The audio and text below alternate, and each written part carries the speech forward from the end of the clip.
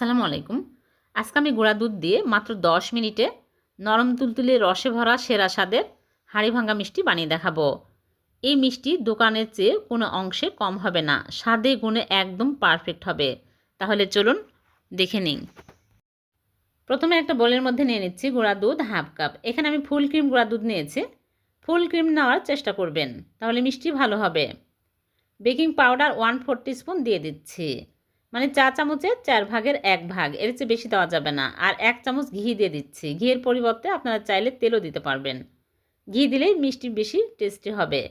এখন ভালো করে ঘষে ঘষে মিক্স করে নিব। ভালো করে মিশিয়ে নিতে হবে, এই কাজটা ভালো করে করে নিতে হবে। তারপরে এখানে একটা ডিম ভেঙে ভালো করে ফেটে নিয়েছি। ডিম কিন্তু নর্মাল তাপমাত্রার হতে হবে, তাছাড়া মিষ্টি ভালো হবে না, চুপসে যাবে। এখন অল্প অল্প করে ডিমের মিশ্রণ দিয়ে নরম করে মেখে নিব। বেশি শক্ত করা যাবে না, পরে কিন্তু শক্ত হয়ে যায়। আর ডিম বেঁচে গেছে 2 টেবিল চামচের মতো।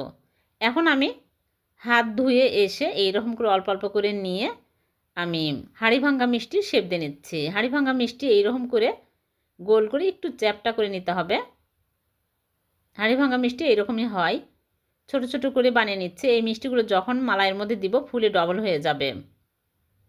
এরকম করে আমি বানিয়ে নিচ্ছে।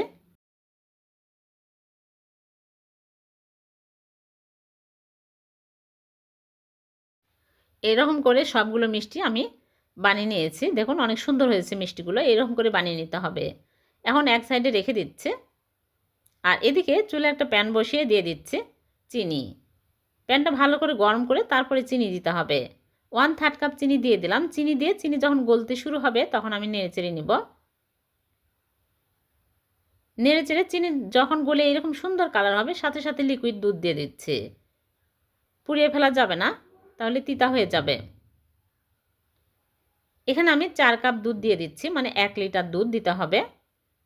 যেহেতু অনেক সময় জাল হবে, যেহেতু 10 মিনিট জাল করব, 4 কাপই দিতে হবে। এখন আমি নেড়েচেড়ে জাল করে বলক তুলে নেব।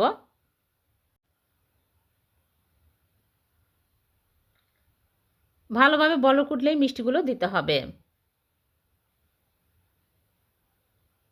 একটা বলক চলে আসছে। এখন আমি মিষ্টিগুলো সাথে সাথে দিয়ে দিচ্ছি। মিষ্টিগুলো দিয়ে হাই হিটে ঢেকে জাল করতে হবে 10 মিনিট। চুলার আঁচ কিন্তু কমানো বাড়ানো যাবে না, একই আঁচে প্রথম থেকে শেষ পর্যন্ত জাল করতে হবে। এখন আমি ঢেকে দিচ্ছি। আর মাঝে মাঝে উতলে পড়ে যেতে লাগলে বাতাস বের করে আবারও ঢেকে দিতে হবে। আমি 5 মিনিট পর ঢাকনা খুলে আলতু করে মিষ্টিগুলো নেড়েচেড়ে দিচ্ছি। 5 মিনিটে মিষ্টিগুলো ফুলে গেছে। আবারও মিষ্টিগুলো ঢেকে দিচ্ছি। ঢেকেই জাল করতে হবে। আর মাঝে মাঝে উতলে পড়ে যেতে লাগলে বাতাস বের করে আবারও ঢেকে দিতে হবে। এখন আমি দিয়ে দিচ্ছি কনডেন্স মিল্ক। এখানে পরিমাণ মতো মিষ্টি দিতে হবে, আপনারা চাইলে চিনিও দিতে পারবেন। আমি কনডেন্স মিল্ক দিয়ে দিচ্ছি, তাহলে আরও বেশি টেস্টি হবে। এখানে 3 টেবিল চামচ দিয়ে দিলাম। দিয়ে ঢেকে জাল করব। 10 মিনিট জাল করে নিয়েছি, মিষ্টিগুলো হয়ে গেছে।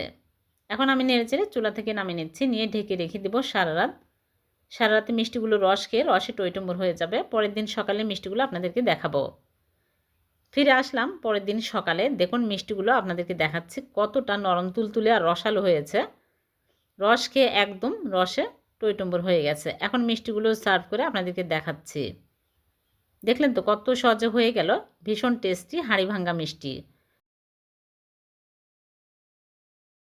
মাত্র 10 মিনিটে এই মিষ্টিগুলো তৈরি করে খেতে পারবেন, দোকানে যেতে হবে না।